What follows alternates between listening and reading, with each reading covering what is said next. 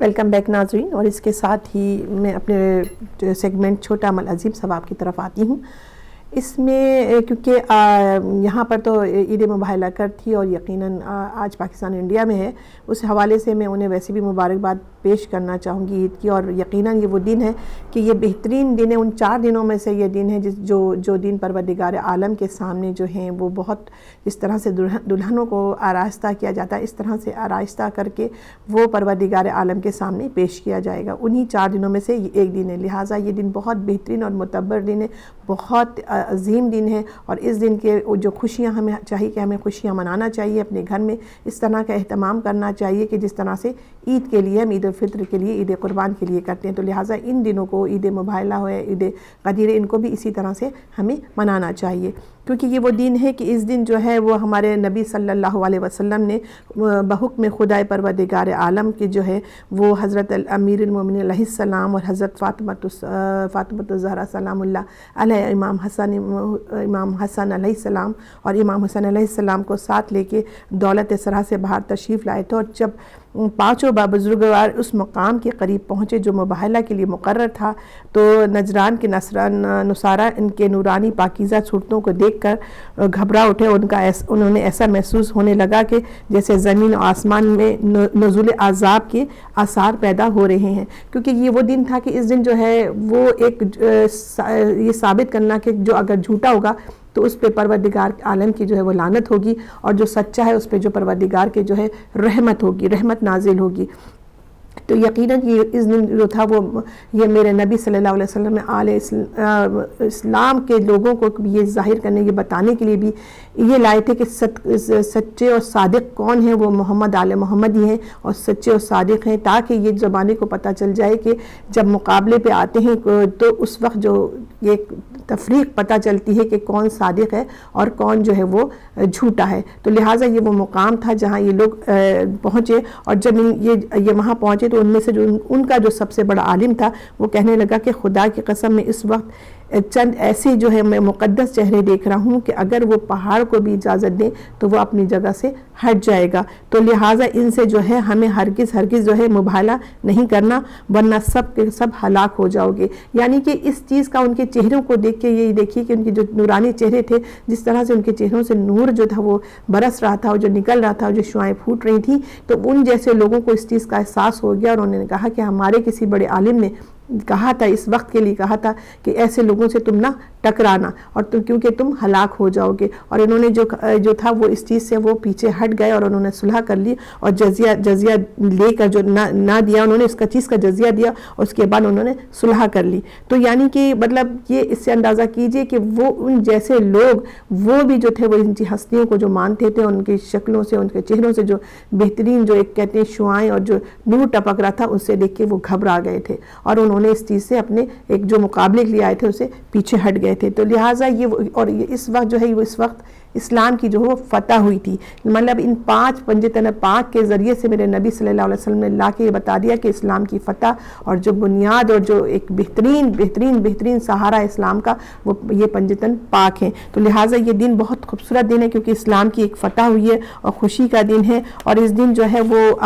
خدا عالم نے جو پنجتن پاک خاص شرف دنیا کے سامنے ظاہر بھی کیا، کیونکہ اس سے ظاہر ہوا جب ان کی فتح یابی ہوئی تو دنیا کو یہ فتح یابی کا جو ایک شرف جو تھا وہ پنجتن پاک کو جو حاصل ہوا کہ کس طرح سے ان کی وجہ سے کہ اور اسلام کو فتح حاصل ہوئی ہے، اور یہ آشکار زمانے کے سامنے بات ہو گئی کہ سچے اور صادق کون لوگ ہیں۔ اور اس کے ساتھ ہی حضرت علی نے اس دن جو ہے بحالت رکوع ساحل کو جو تھا وہ انگشتری بھی جو عطا فرمائی تھی، تو یہ ان کی شان میں ایک آیت ولایت بھی نازل ہوئی ہے۔ تو اور اس دن یہ بہترین دن ہے، کیونکہ عید کی طرح ہم اسے مناتے تو ہمیں چاہیے کہ اس دن جو ہمیں وہ غسل بھی کریں، روزہ رکھیں، اور جو ہے وہ اس طرح سے اہتمام کریں، مٹائی کا نذر دلائیں پنجتن پاک کی، اور اپنے مومن مومنات کو جو بیٹھ کے ایک تقریب سی بنائیں، اس میں بیٹھیں اور یہ ایک دوسرے کو جو ہے وہ مٹھائی جو کھلائیں، اور ایک دوسرے سے پیار محبت سے گلے ملیں اور مبارکباد دیں، کیونکہ یہ بہترین دن ہے۔ اور اس کے علاوہ ہم یہ اندازہ لگاتے ہیں اس چیز سے، جو ہمیں اس بات سے، اس واقعے سے ہمیں یہ اندازہ ہوتا ہے کہ اس میں حالانکہ اس وقت عالم اسلام میں اور بھی عورتیں عظیم تھیں، لیکن فقط جو سچے و صادق کے وقت جب وقت آیا تو اس وقت جو وہ تھا جناب فاطمۃ الزہرا سلام اللہ علیہ کو میرے نبی صلی اللہ علیہ وسلم نے جو ہے منتخب کیا اور ان کو ساتھ اپنے ساتھ لے کے گئے، اور ان کے ساتھ لے جانے سے جو یہ اس سے ہم بات ہمیں یہ آشکار ہو جاتی ہے کہ یہ تمام جو اس وقت جو تمام عورتوں کی سردار تھیں، اور یہی وہ واحد تھیں جو پروردگار عالم کے سامنے بہترین صادقہ جو مومنہ اور جو وہی ہیں جناب فاطمۃ الزہرا سلام اللہ علیہ، اور یہ جو تھی ان سے جو ہے ہم اس چیز کی دلیل بھی ہو سکتی ہے کہ یہ رسالت کی گواہی دینے کے لیے اکیلی ہی عورتوں میں یہ اکیلے ہی کافی ہیں، کیونکہ جب ان کی گواہی کا تھا میرے نبی کا تو اس میں یہ ظاہر ہو رہا تھا کہ یہ اگر ایک اکیلی بھی میری بیوی ساتھ چلی جاتی ہیں تو یہ انہیں اور دوسرے لوگوں کی گواہی کی ضرورت نہیں ہوگی اب ان صداقت کی گواہی دینے کے لیے۔ تو قرآن مجید میں جو ہے یہ کافی ہے کہ قرآن مجید ہو اور یہ ہو، ایک مقابلے کے لیے اگر کوئی آتا ہے تو یہ سمجھ لیجئے کہ اگر ان کے مقابلے میں آ رہا ہے قرآن مجید کی یا پنجتن پاک کی، تو وہ جو ہے وہ جو اگر مقابلے پہ آتا ہے تو یہ سمجھ لیجئے کہ ان میں کوئی تفریق نہیں ہے۔ تو لہٰذا یہ ایک ہمارے لیے بہترین جو تھا وہ دن تھا، کیونکہ اس میں فتح اسلام بھی ہوا اور یہ ثابت بھی ہو گیا صادق کون ہے اور جس پہ لعنت دی گئی وہ کون لوگ تھے جو ان کے مقابلے میں آئے تھے۔ تو لہٰذا ہمیں اس دن کو بہترین طریقے سے منانا بھی ہے اور خوشیاں بھی منانا ہے، اور اس کے ساتھ میں اب ایک آپ کو تسبیح بھی بتانا چاہوں گی کہ جو جناب فاطمۃ الزہرا کی تسبیح ہے جو میں نے پہلے بھی اس کا ذکر کر چکی ہوں کہ وہ تسبیح جو ہے وہ ہم ہر نماز کے بعد بھی پڑھتے ہیں۔ اسے اگر ہم رات کے ٹائم میں سونے سے پہلے اس تسبیح کو وہ جو تسبیح ہم پڑھیں گے تو ہم وہ پڑھنے کے بعد جو ہم سو جائیں گے تو یقین جانیں کہ پوری رات جو ہے ہماری وہ رات عبادت میں جو ہے وہ بسر ہوگی، حالانکہ ہم سو رہے ہوں گے لیکن ہماری پوری رات پروردگار عالم جو ہے وہ عبادت میں جو ہے وہ شامل کر لے گا۔ تو وہ تسبیح جو آپ جانتی ہیں کہ ہر نماز کے بعد پڑھی جاتی ہے، اللہ اکبر سبحان اللہ، تو یہ ساری تسبیح جو ہے ہم نے ویسے بھی جو ہے اگر ہم چاہیں تو اسے سارا دن میں کسی وقت بھی جو ہے ہم اسے تلاوت کرتے رہیں، اس کی اپنی جو تسبیح کرتے رہیں اور اس کو اس طرح سے زبانی ہم ادا کرتے رہیں، اور اگر اس کے بھی بڑے ہی فوائد ہیں، اور اگر یہ نہیں بھی ہو سکتا ہے تو سونے سے پہلے ضرور اس تسبیح کو ہم پڑھیں، کیونکہ یہ ایک بہترین تسبیح جناب فاطمۃ الزہرا سلام اللہ سے کیونکہ یہ منسوب ہے تو ہمارے لیے یہ بہترین تسبیح ہے، اور بہت ہی اس میں اتنے فوائد ہیں کہ اگر ہم کسی حاجت کے لیے پڑھیں تو جب بھی قبول ہوگی ہماری حاجت جو ہے وہ قبول ہو جائے گی، اور اگر ہم رات میں کسی گناہوں سے جو بچنے کے لیے اور اس سے مغفرت کے لیے کریں تو جی بھی اس کے لیے بہترین ذریعہ ہے، اور اگر ہم چاہتے ہیں کہ ہماری جو رات عبادت میں جو ہے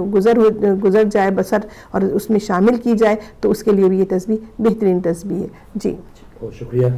جی۔ ناظرین آتے ہیں کچھ تازہ ترین خبروں کے حوالے سے، کچھ ہیڈ لائنز ہیں، اور سب سے پہلے جو ہیڈ لائن آج کے اخبار میں چھپی ہے، پیپلز پارٹی کے ساتھ مزید نہیں چل سکتے، ایم کیو ایم کا سندھ حکومت سے علیحدگی کا اعلان، پی پی کے ہاتھ مضبوط کرنے کا مطلب پاکستان کو کمزور کرنا ہے اور جمہوریت کے خلاف اقدام اٹھانا ہوگا، لفظ مہاجر کو گالی دی گئی، اب ہم حقوق صوبہ اور پہچان بھی لیں گے۔ خالد مقبول صدیقی صاحب نے رات پریس کانفرنس کی، بلاول بتائیں کیا وہ اپنی والدہ اور نانا کے قاتلوں کا جینا حرام کر چکے ہیں؟ پریس کانفرنس کرتے ہوئے رابطہ کمیٹی کے اجلاس کے بعد پریس کانفرنس میں انہوں نے بہت سے الزامات بھی لگائے، اور فی الحال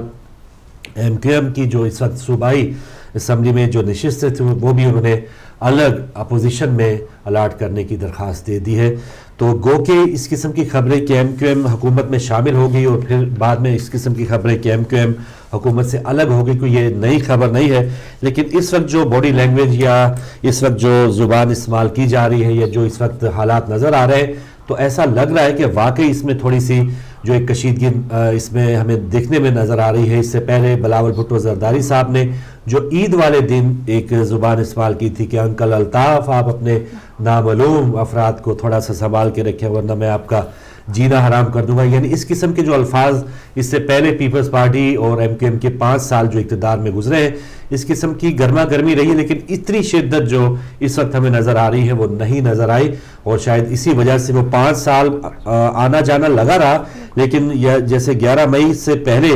مارچ میں یہ دونوں جماعتیں اس سے پہلے بھی آتی جاتی رہی، لیکن مارچ میں پھر دوبارہ انہوں نے آپس میں علیحدگی اختیار کی اور دوبارہ پھر یہ نئی جو اسمبلیاں بنی ہیں 11 مئی کے الیکشن کے بعد دوبارہ کچھ نہ کچھ مشیر جو ایم کیو ایم کے تھے یا وزیر وہ حکومت میں شامل تھے، لیکن اس وقت جو ایک شدت نظر آ رہی ہے ایم کیو ایم اور پیپلز پارٹی کے درمیان یہ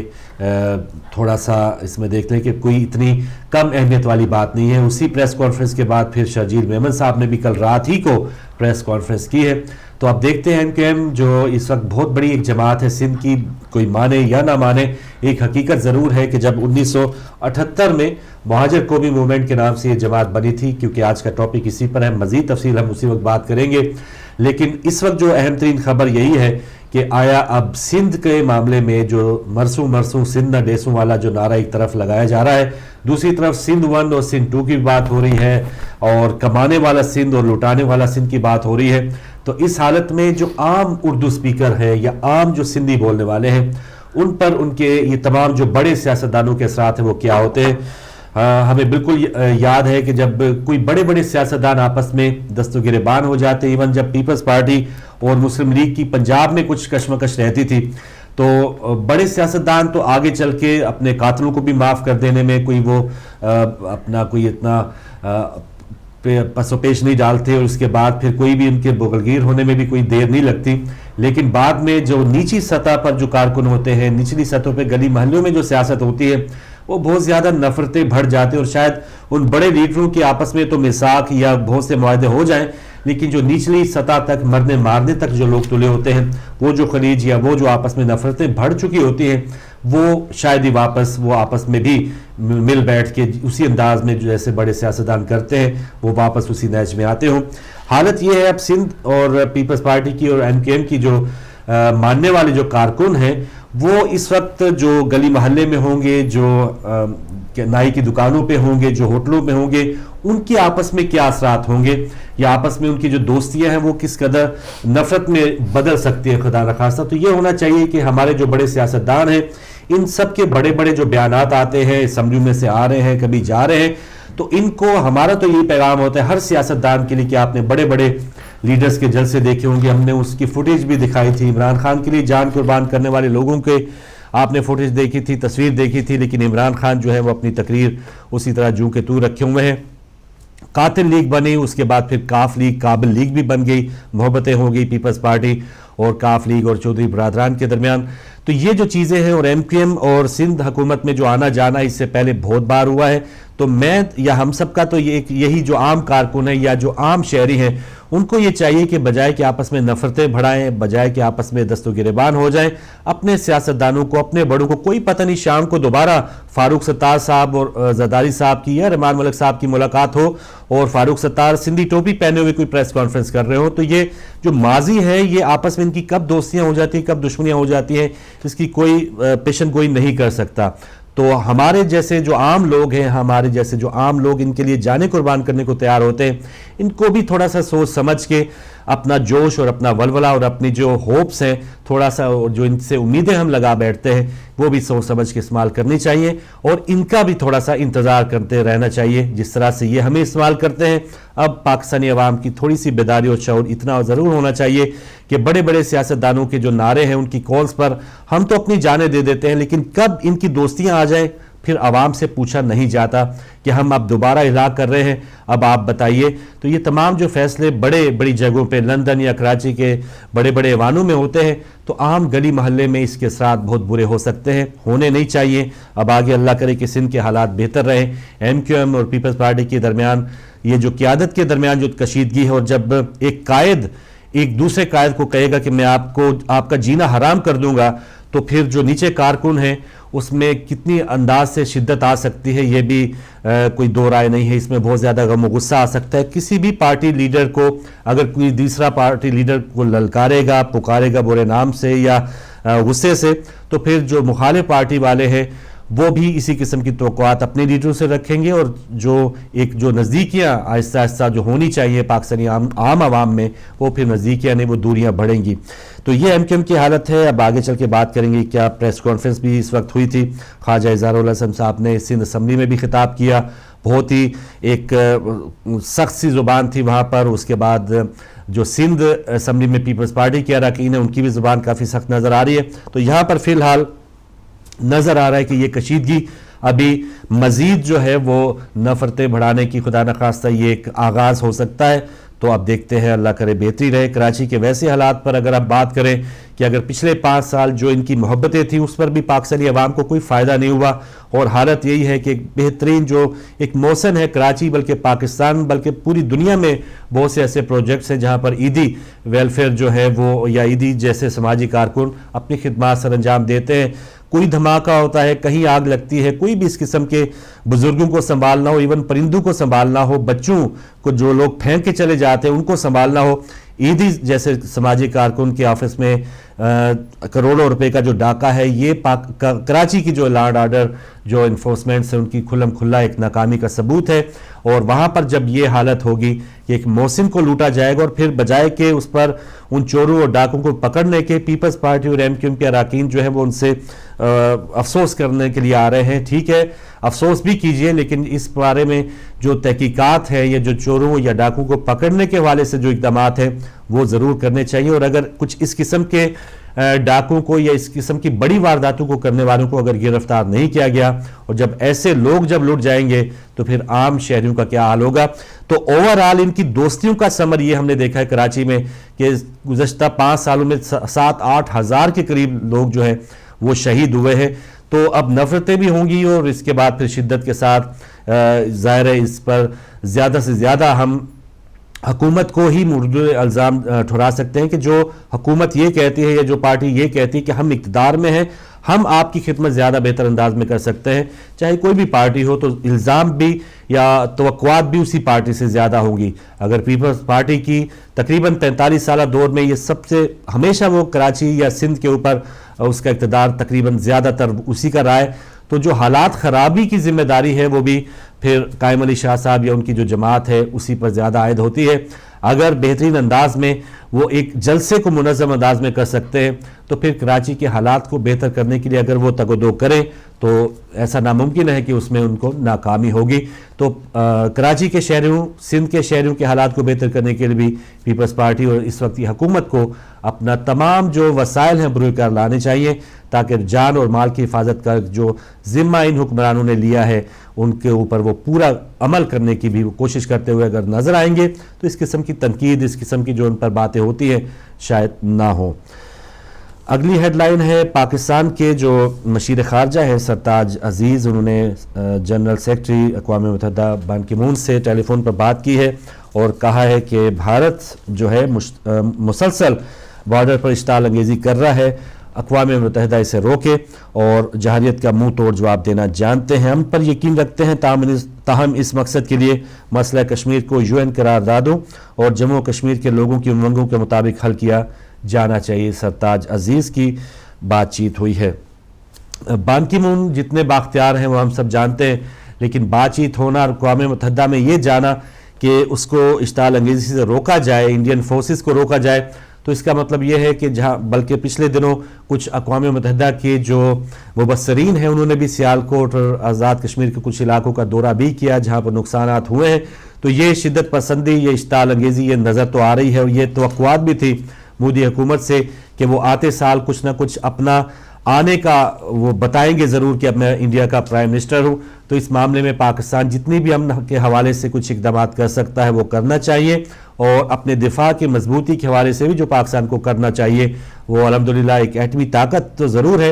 لیکن اس قسم کے واقعات خارجہ سطح پر یا اپنی بہترین پالیسیز کے ساتھ بھی ان کو روکا جا سکتا ہے۔ تو پاکستان کے پرائم منسٹر ابھی تک خاموش ہیں، سرتاج عزیز صاحب کا کہنا الگ بات ہے، لیکن نواز شریف جو پاکستان کے پرائم منسٹر ہیں ان کا ایک بھی بیان اس تمام معاملے میں عید سے تقریباً لے کے اب تک یہ معاملہ چل رہے ہیں، بارڈر پر روزانہ فائرنگ ہوتی ہے، لیکن وہاں پر جہاں انڈین پرائم منسٹر کی بیانات آتے رہتے ہیں، سبق سکھانے کی باتیں ہوتی ہیں، وہ اپنے بی جے پی یا اپنے ایسے لوگوں کو ضرور وہ لطف اندوز کر رہے ہوں گے ایسے بیانات سے، لیکن پاکستانی پرائم منسٹر جو ہے اس وقت خاموش ہیں۔ تو اس کا ہم زیادہ افسوس ہی کر سکتے ہیں کہ پاکستانی پرائم منسٹر کن لوگوں کی نمائندگی کر رہے ہیں۔ راحیل شریف صاحب پچھلے دنوں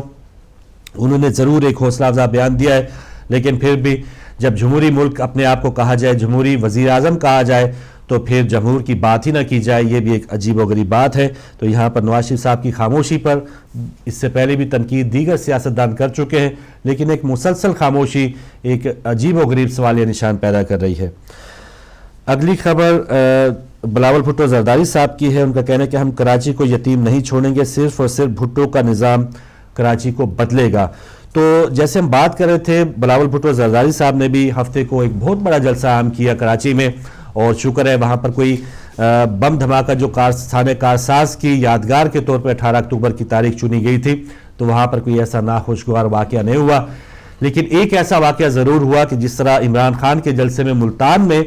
عمران خان تقریر کر رہے تھے اور عمران خان کو کوئی سروکار نہیں تھی کہ یہ میرا کارکن مرا ہے یا بے ہوش ہے, اس کو کیا ہوا کیا نہیں. اسی طرح ایک ناخوشگوار واقعہ کراچی میں بلاول بھٹو زرداری صاحب کی تقریر کے درمیان بھی ہوا. تو اس کی پوری فوٹیج تو آپ کو نہیں دکھا پائیں گے, لیکن ایک ہیڈ لائن ہے ایک چینل نے دکھائی تھی, وہ ہمارے بھائی آپ کے لیے چلائیں گے کہ کراچی بلاول کے جلسے میں ایک شخص دم گھٹنے سے جاں بحق, جیالے کی لاش گراؤنڈ کے ایک کونے میں پھینک دی گئی. تو یہ ایک نیوز چینل پہ یہ خبر ہیڈ لائن چل رہی تھی, اور بعد میں اس لاش کی یہ ظاہر ہے وہ اگر پلے کیا جائے تو بہت ہی بھیانک تصویر آپ کو نظر آ جائے گی, لیکن میں نہیں چاہتا کہ ایسی اس قسم کی تصاویر آپ کو دکھائی جائے. لیکن میسج یہی جاتا ہے کہ ہماری کوئی بھی سیاسی جماعت ہو, کوئی بھی بڑا سیاستدان ہو, اس کے لیے کارکن آنا, ان کے لیے مرنا, ان کے لیے جانے دینا کوئی بھی اہمیت نہیں رکھتا. تو وہ جو کارکن تھا وہ سندھ کے اندرونی سندھ سے وہ چلا تھا,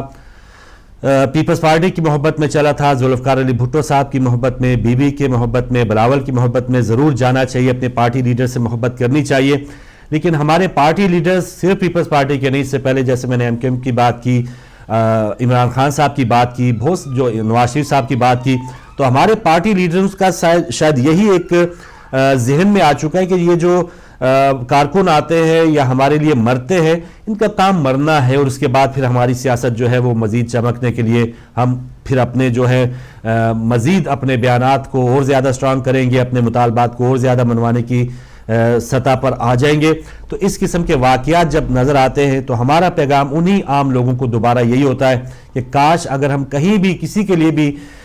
جان دینا چاہتے تو سب سے پہلے اللہ کی راہ میں جان دیں, اس کے بعد نبی کریم صلی اللہ علیہ وآلہ وسلم اور ان کی آل کے لیے جان دیں, اور پھر اس کے بعد یہی ہے کہ اپنے وطن کے لیے جان دیں. اگر وطن کی حفاظت کا کوئی مسئلہ ہے تو وطن کے بارڈر کے اوپر اپنی جان دے. ان سیاستدانوں کے جلسوں میں ہم لوگ جانے دے رہے ہیں, لیکن ان کو کوئی پرواہ نہیں ہوتی کہ لاش جو ہے وہ کونے میں پھینک دی گئی ہے کہ چلے ٹھیک ہے جلسہ ختم ہوگا تو اس کو کئی ٹھکانے لگایا جائے گا. تو یہ جو ایک سوچ ہے ہمارے سیاستدانوں کی, جب یہ نہیں بدلے گی تو اس سے پہلے پچھلے ہفتے ہم نے یہ ٹاپک بھی رکھا تھا کہ سیاستدانوں میں تبدیلی, ان کے ذہن میں تبدیلی, ہم سے تو تبدیلی کی توقعات یہ کرتے ہیں کہ عوام تبدیل ہو جائے, کیا یہ بڑے لوگ بھی آپس میں کچھ ان کے ذہن بدلے ہیں, یہ ہمیں بھی انسان سمجھتے ہیں, یہ ہمیں بھی پاکستانی سمجھتے ہیں. تو یہ چیز اس میں ہم جب جواب حاصل کرتے ہیں تو جواب کسی بھی پارٹی کے حوالے سے ہم دیکھ لیں تو وہ شاہ محمود قریشی ہوں, وہ کہیں گے کہ خیر ہی ہے, مرتا ہے تو مرے. عمران خان یہی کہیں گے کہ بڑا ہو گیا ایمبولینس میں ڈال دو. بلاول بھٹو صاحب کو بھی جب پتہ چلا ہوگا ان کا بھی یہی کہنا ہوگا کہ ٹھیک ہے بہت افسوس ہوا, یا ہو سکتا ہے اگلے دن وہ تعزیت کے لیے وہ چلے بھی جائیں, فوٹو سیشن ہو جائے, سب کچھ ہو جائے. لیکن جس بندے کی جان چلی گئی ہے, جو بچہ یتیم ہوا ہے کسی پارٹی کے رہنما کے لیے, وہ جان واپس نہیں آ سکتی. تو ہم جیسے عام لوگوں کو ایک بار یہی پیغام ہے کہ ان لوگوں کے لیے نہیں مرے, مرنا ہے تو وہ بہت اولین اور اہم ترین ایشوز پہ مرے, کہ جن کے لیے ہم جب مریں گے تو پھر ہمارے جو درجات ہیں وہ بھی بلند ہوں گے. یہاں بھی یہ بھی اس کی جو محبت ہے وہ دیدنی ہوگی کہ کس انداز سے وہ بندہ گیا ہوگا, لیکن جب وہ جان سے ہاتھ دھو بیٹھا ہے اس کی کتنی اہمیت اور قدر کی گئی ہے اس پارٹی کے رہنماؤں نے کی ہے. تو یہ ہمارے لیے رہتی دنیا کے لیے, یا رہنے جن کی اس وقت سانسیں چل رہی ہیں اور وہ ابھی تک آپ سے باہر ہیں, ان کو تھوڑا سا اپنے آپ کو کنٹرول کرنا چاہیے اور دیکھنا بھالنا چاہیے کہ ہم جن کے لیے جانے دے رہے ہیں وہ ہمارے لیے کتنا کچھ کر رہے ہیں. تو یہ ایک اور سبق تھا جو ہمیں کراچی کے جلسے میں ملا, جس طرح ملتان کے جلسے میں ہمیں پچھلے دنوں ملا تھا. سیاستدانوں کی ہم بات کر رہے ہیں اور ایک بہت بڑی ہائپ کی بات کرتے ہیں. ان دنوں جو طاہر القادری صاحب کا کل کا جلسہ تھا اس میں ان کا کہنا ہے کہ آج لاہور نے انقلاب کے حق میں ریفرینڈم دے دیا ہے, اور اس کے علاوہ انتخابات مسلط ہوئے تو پھر بھی بھرپور حصہ لیں گے, پنجاب کو 9 صوبوں میں تقسیم کریں گے, فرقے کے نام پر قتل نہیں ہونے دیں گے, غریبوں کا علاج اور تعلیم مفت ہوگی. بہترین بات طاہر القادری صاحب کی کہ انتخابات کی انہوں نے بات کی, اس سے پہلے بھی نوٹ ووٹ اور سپورٹ کی بات کی تھی. ٹھیک ہے, بہت اچھی بات ہے, ایک جمہوری ملک میں یہی ہونا چاہیے کہ آپ کسی ایسے فریق کا انتظار کریں کہ وہ آپ کو اقتدار میں لائے, آپ عوام کی بہتری کے لیے کوئی نہ کوئی اعلان کریں, عوام کو اپنے ساتھ ملا اور پھر اقتدار میں پراپر انداز میں جائیں تو وہ آپ کی قدر بھی ہوگی. لیکن طاہر القادری صاحب اور اسی قسم کے جو دھرنوں کا آغاز ہوا اور ایک زیادہ ہائپ اور اتنی زیادہ شدت کے حوالے سے ایک اور تصویر ہے طاہر القادری صاحب کی کہ وہ کفن دکھا رہے ہیں, لوگوں نے بھی ان کے کفن پہن لی. یہ وہ تصویر ہے کہ جس میں طاہر القادری صاحب نے کہا کہ 48 گھنٹوں کے بعد اس حکومت کو یا جانا ہوگا یا میں نے یہ کفن پہن لیا ہے. بہت سے سینکڑوں لوگوں نے, ان کے جو کارکن تھے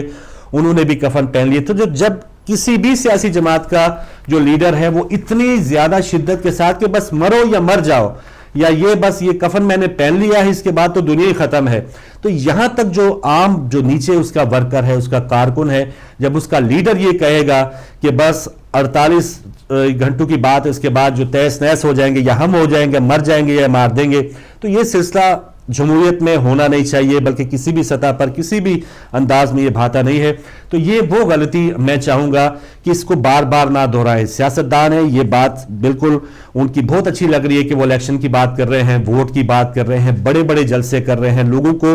ان کے ذہن اور دلیل کے ساتھ جیتنے کی کوشش کر رہے ہیں, بجائے کہ کسی کے کفن کو یا کسی کی لاش پر چڑھ کے آپ اقتدار میں آئیں. آپ پراپر انداز میں ووٹ لے کر حاصل کریں, اور جیسے ان کی یہ بات ہے کہ انتخابات میں وہ اب حصہ لیں گے تو بہت ہی مثبت بات ہے, اس کی تعریف ہونی چاہیے. لیکن اس چیز کی مذمت ہونی چاہیے کہ جب آپ کفن دکھائیں گے, لوگوں کو دکھائیں گے, تو وہ آپ سے اور آگے نکلنے کی کوشش کریں گے. وہ خود کفن پہننے کے پہلے دوسروں کو کفن پہنانے کے لیے بھی کچھ نہ کچھ اقدامات وہ کریں گے. اپنی قبریں کھودنے سے پہلے دوسروں کی قبریں بھی وہ کھودنے کی کوشش ضرور کریں گے کہ ٹھیک ہے اب تو ہمارے قائد اس حد تک پہنچ چکے ہیں تو ہم نے تو کچھ اور بھی کر کے دکھانا ہے. تو یہ جو ایک شدت بازی تھی, یہ ہمارے دھرنوں کا ایک نیگیٹو پہلو تھا کہ گھنٹوں کی بات ہوتی تھی, دنوں کی بات ہوتی تھی کہ اب نہیں تو کبھی بھی نہیں. تو اس قسم کی جو شدت ہے وہ کم ہوئی ہے. دھرنوں کا جو عام لوگوں کا یہ تاثر تھا کہ دھرنوں کو ناکام بنا دیا گیا ہے, اس کو بھرپور انداز میں پذیرائی نہیں ملی. لیکن یہ بھی ایک الگ بات ہے کہ جو جلسے ہو رہے ہیں, ہر جگہ جلسے ہو رہے ہیں, گجرات میں جلسہ ہے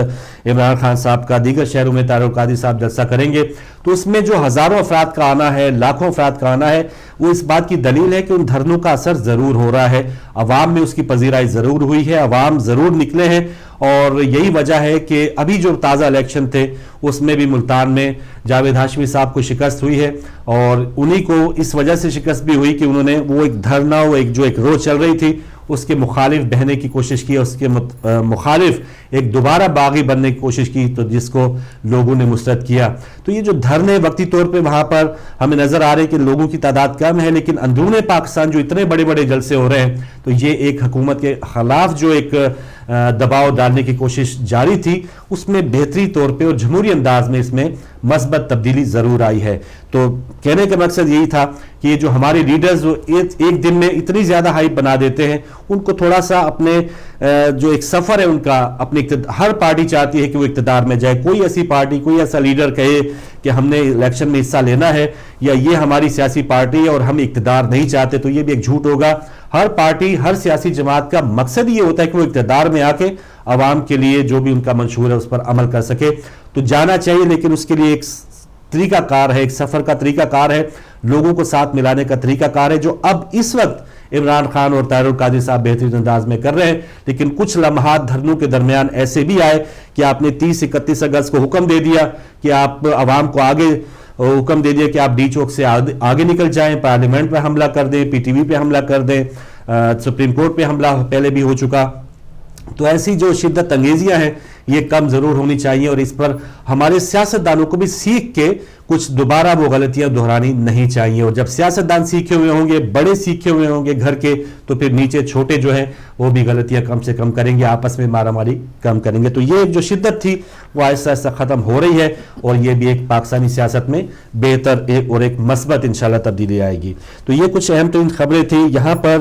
ایک اہم خبر ہے کہ برٹش کشمیریوں کی 26 اکتوبر کو کشمیر ملین مارچ کی تیاریاں زور و شور پر ہیں. بیرسٹر سلطان صاحب اس حوالے سے کچھ اہم ترین کام کر رہے ہیں. اب دیکھتے ہیں کہ ملین مارچ جس کی بات ہو رہی ہے, تو کیا یہاں پر برٹش بہت بڑی تعداد ہے کشمیریوں کی, تو کیا یہ کشمیری یہ ملین مارچ میں شامل ہوں گے یا نہیں. تو یہ خبریں تھیں. اس کے بعد ہم واپس آئیں گے. ٹاپک ایم کیو ایم کیا ہے, ایم کیو ایم کو آپ کیسا دیکھتے ہیں کہ انہوں نے حقوق دلوائے ہیں اور یا حقوق چھینے ہیں, اس پر واپس آ کے بات کریں گے اس چھوٹی سی بریک کے بعد.